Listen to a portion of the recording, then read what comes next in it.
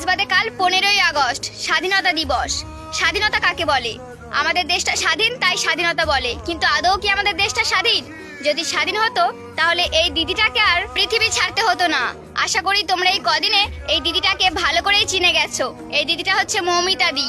তাকে নৃশংস কিছু পশু, হিংস্র পশু ছিঁড়ে ছিঁড়ে খেয়েছে। তার কি এমন ভুল ছিল যে সে একজন ডাক্তার হয়েছিল, তাও আবার মেয়ে ডাক্তার? তার কি ভুল ছিল? সে রোগীদেরকে সেবা করতো। যাই হয়ে যাক, আমরা এই লোকটার বিচার চাই। ডাক্তার মানে তারা ভগবানের পরে একজন মানুষ, যারা মানুষের জীবন ফেরায়, কিন্তু আজকাল তো মানুষ তাদের জীবন কেড়ে নিচ্ছে। এখন টিভি খুললেই কোনো নেতা মন্ত্রীর খবর নয়, কোনো বাংলাদেশের খবর নয়, এখন খালি এই দিদিটার সবাই বিচার চায়।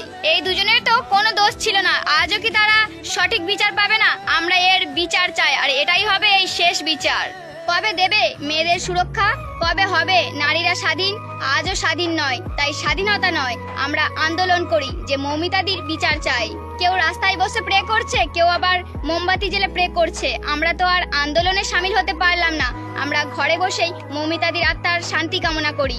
যেখানে থেকো ভালো থেকো, আমরা সবাই আছি তোমার পাশে, আর তোমার বিচার আমরা ঠিক চাই। এই শাস্তির বিচার তো অবশ্যই হবে।